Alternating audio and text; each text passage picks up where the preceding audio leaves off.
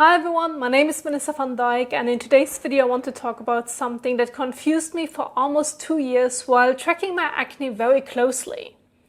Because one of the strangest things I noticed was that the same foods did not always cause the same reaction.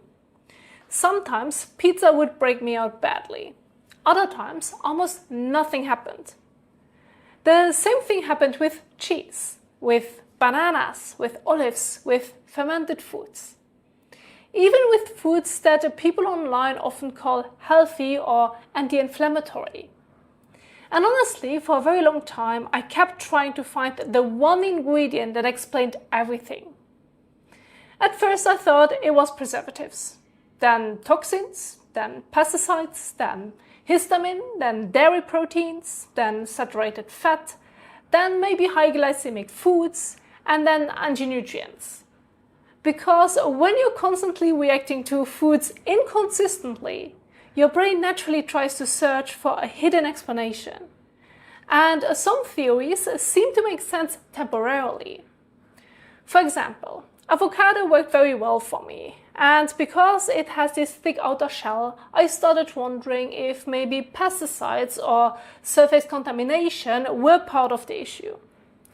Bananas also worked surprisingly well for a lot of the time, which confused me even more because they are often blamed for being too sugary or too high glycemic. Then I noticed differences between sheep cheese and cow's cheese. Feta often seemed easy on my skin, while grilled cow's cheese sometimes caused breakouts again. So then I went down the whole A1 versus A2 casein theory. Histamine theories, saturated fat theories, and for a while I thought I was finally figuring it out. But the problem was, none of these explanations fully explained the inconsistency, because the exact same foods could still behave differently depending on the situation. And that's when I started realizing something much bigger. I wasn't just changing foods. I was changing entire meal structures and eating patterns around those foods without realizing it. And this is where I think a lot of acne tracking becomes misleading. Because we think we are testing one food, but in reality, when we change one food, we usually change the whole meal around it. For example, when I made homemade beef or lamb burgers, I had a very specific meal structure. I would make the burger patties myself, added some salt and herbs, and then I usually had potatoes on the side, tomatoes, maybe a yogurt dressing with herbs, and the whole meal was still based around a simple whole foods.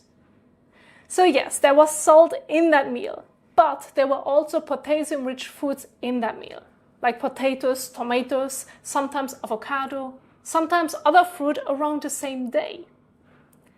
And that is important because those foods were basically the foundation of the diet I talked about in my older video about how I cleared my acne with diet. At the time I did not fully understand why those meals worked so well for me.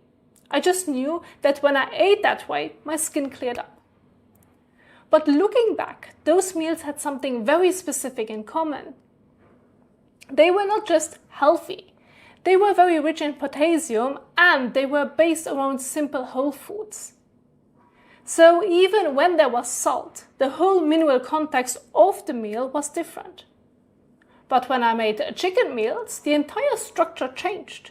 Suddenly I would make it more like an Asian style meal. And what comes into a good Asian style meal? Soy sauce, fish sauce, marinades, sauces, salted vegetables, more seasoning. And I did not use those things sparingly because it just tasted so good and different. So then I thought, maybe chicken breaks me out. Maybe there's something on the chicken. Maybe it's bacteria. Maybe it's the packaging. Maybe it's something from the store. But when I looked closer, it was not really the chicken. It was the meal structure I created around the chicken. The chicken meal came with a completely different sodium load. And the potassium-rich foods that were present in my burger meals were either much lower or missing completely, because I usually ate rice with it instead of potatoes and tomatoes. I was not recreating the same environment. I was changing the entire pattern and then blaming the main protein. And this is the part that took me so long to realize. Because on paper, I thought I was comparing beef or lamb versus chicken. But in reality, I was comparing two completely different days.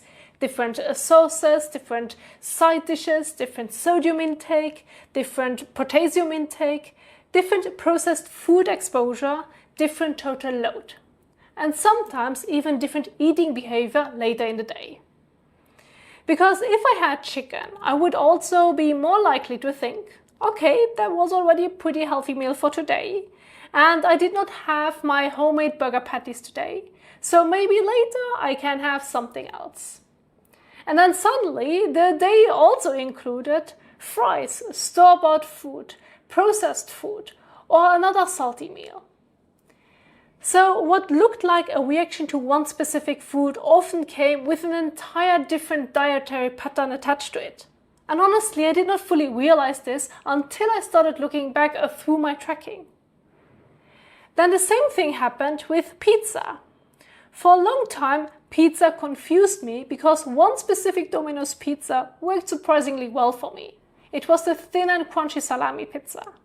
And I could have that one once a week without getting the same reaction. So naturally I thought, okay, maybe pizza is not the issue. Maybe salami is fine, maybe cheese is fine, maybe wheat is fine. But then other pizzas did not behave the same way, even from the same Domino's store I bought it from. And at first that made no sense. But when I looked at the actual structure, it was obvious. The thin and crunchy pizza had a much smaller total load. It did not have this huge dense dough. It did not have a massive amount of cheese. It only had a few salami slices, and I even left out the sauces. And because I only had it once a week, the total sodium and food load was much smaller than with a classic salami or pepperoni pizza. So again, the category pizza was misleading. A thin and crunchy pizza once a week is not the same thing as a thick classic pizza with more dough, more cheese, more salami, more sodium, and a much bigger total load. The food name was the same, but the body did not receive the same thing. And this is such an important distinction, because I think many people say, pizza breaks me out, or pizza does not break me out. But what does pizza even mean? A small thin pizza? A thick salty pizza? A homemade pizza? A restaurant pizza? A frozen pizza? A pizza with processed meats? A pizza with extra cheese? A pizza eaten once a week? A pizza eaten during a week where the body is already retaining water? Those are not the same thing. And I think this is why acne can feel so random. Because we are tracking food labels, but the body is responding to the actual load. And in my own tracking, once I started looking at sodium and potassium, the pattern was not random anymore. It was 100% match. Every major breakout day had one thing in common. My sodium intake had gone way up. But I also want to be very clear here, because this is where it can easily be misunderstood. The pattern was not simply salt exists, therefore acne, because some of my clear skin meals also contain quite a bit of salt. But the difference was the full mineral context. The meals that worked for my skin were built around potassium-rich whole foods, like potatoes, tomatoes, avocado, and simple fresh foods. Sometimes I even would snack on avocado in between meals. So the whole day had a very different structure. So yes, there could be salt in the meal, but the overall structure was different. The meals that matched my breakouts were not just salty. They were salty without the same potassium-rich base around them. Or they created a much heavier sodium load overall through sauces, through cheese, processed meats, restaurant food, packaged food, marinades, and salty snacks. And once I saw that, the whole thing changed. Because the food kept changing, but the sodium spike did not. That was the thing I kept missing. Fermented foods confused me for the same reason. such as kimchi, sauerkraut, natto, fermented or canned fish. At first I thought, okay, maybe it's histamine, and that made sense for a while. But then I had similar issues with olives. And then I thought, okay, maybe it's these so-called superfoods. Maybe they are just not working for me. But again, when I looked closer, these foods had another thing in common. They were very salty because I always ate them in their most processed forms. So I was not necessarily reacting to the superfood category or the fermented category. I was reacting to the sodium load these foods added to my day. And when that sodium load happened during a time where my body was already more swollen, puffy or water retentive, the reaction became even more obvious, especially before my period. Because that is another part of this that I think matters a lot. As women, our bodies naturally shift throughout the cycle. There are phases where water retention becomes much stronger. The body can feel heavier, digestion can slow down, the skin can feel more reactive. And during those phases, adding a high sodium load on top of that may push the body over the edge. So instead of saying, my hormones randomly caused acne, I started seeing it more like, my body was already in a more water-retaining and reactive state, and then the sodium-heavy pattern pushed it further. And to me, that explains the feeling of the breakouts much better. Because my acne did not just feel like a random clogged pore. It felt swollen, pressure-filled, inflamed, like the tissue itself was reacting. And this is also why sugar did not explain the pattern for me. Because there were times where I ate quite a lot of sugar from homemade cookies or homemade cakes, and my skin stayed surprisingly calm. And if sugar alone was the main issue, that should not have happened. But then there were other times where my skin became reactive, even when sugar intake was not dramatically different, or even much less. So again, sugar did not explain the full pattern. But sodium and potassium did. That was the factor that finally connected the dots. And I actually started noticing this when I looked around at how other people ate, especially when I was around a small Thai or Vietnamese street food stalls and talking to the people there. I saw people eating a lot of rice, food and carbohydrates, far more than what many online diet communities or studies would consider safe for acne. And yet many of them had one thing in common: very clear skin. At first, that confused me because according to a lot of online acne advice, their sugar intake should have been extremely inflammatory. But when I paid closer attention to the actual structure of the meal, and asking them, one thing stood out very strongly. The issue did not seem to be sugar or rice by itself. It was the overall mineral pattern and a total load of the diet. And once I compared that to my own tracking, it made much more sense. Because I had been blaming the wrong category.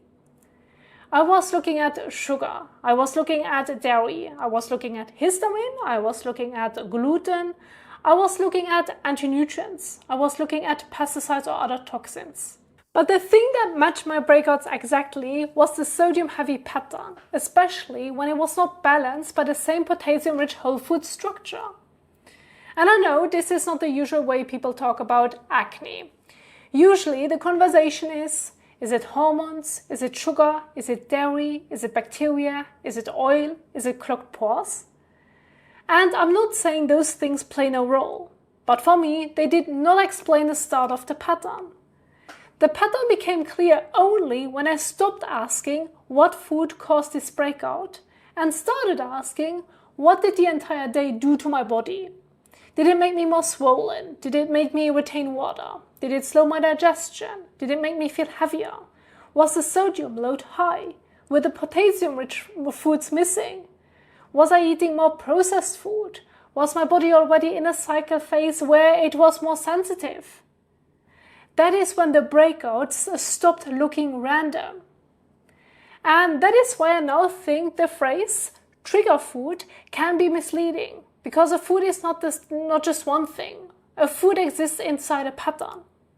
Pizza inside a low-sodium, potassium-rich simple food week is not the same as pizza inside a high-sodium processed food week. Cheese in a small amount is not the same as cheese on top of a salty processed heavy meal. Chicken with potatoes and tomatoes is not the same as chicken with soy sauce, fish sauce, marinades, and salty sides. Rice with simple fresh food is not the same as rice with salty sauces and processed toppings. The same food name can create a completely different body environment. And that to me was the missing piece. I was not reacting to food names, I was reacting to the total load my body had to handle. And once I saw that, I could not unsee it. Because in my own tracking, every major breakout day had the same thing in common. There was a clear sodium spike. And when my skin was calmer for days or weeks, that had a pattern too. Lower sodium, more whole foods, and more potassium-rich foods. So the biggest shift for me was not becoming scared of one food. It was learning to look at the whole day, the whole meal structure, the sodium to potassium context, the water retention, the cycle phase, the actual state my body was in before the breakout happened. And honestly, I think this is where a lot of people get trapped. Because they keep asking, is dairy bad? Is sugar bad? Is fruit bad? Is rice bad? Is pizza bad? But the better question may be, what does this food look like in the full context of my day? Because a food that works in one context may not work in another. And that does not mean your body is random. It may just mean the category you are tracking is too broad. So for me, the conclusion after 2 years of daily tracking is this. The same food did not always cause acne because the food itself was not the full story. The category was misleading. The total sodium load, the potassium-rich foods, the processing, the portion size, the sauces, the rest of the day, and the water-retaining state of my body mattered much more than the food name. And once I looked at it that way, my tracking finally made sense. Now obviously, I'm not saying this is automatically the explanation for everyone. But I'm saying that in my own tracking, over 2 years, without missing a single day, this was not just a vague pattern, it was a 100% match. And that is why I personally think sodium, potassium, fluid retention, and the overall mineral environment deserves way more attention in the acne conversation. Because maybe acne is not just about one food. Maybe it is about the internal environment that food helps create. And for me, that was the difference between clear skin and breakouts. Now, if you've ever noticed that the same food breaks you out sometimes, but not other times, I would really pay attention to the full context, not just the food itself. I would ask, was my sodium intake high? Was I eating enough potassium-rich whole foods? Was my body already retaining water, feeling puffy, swollen or inflamed before the breakout happened?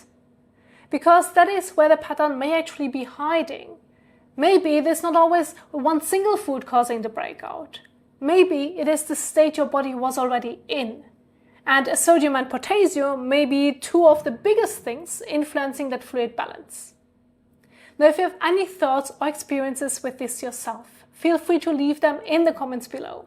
And as always, thank you so much for watching, and I will see you in the next one. Bye!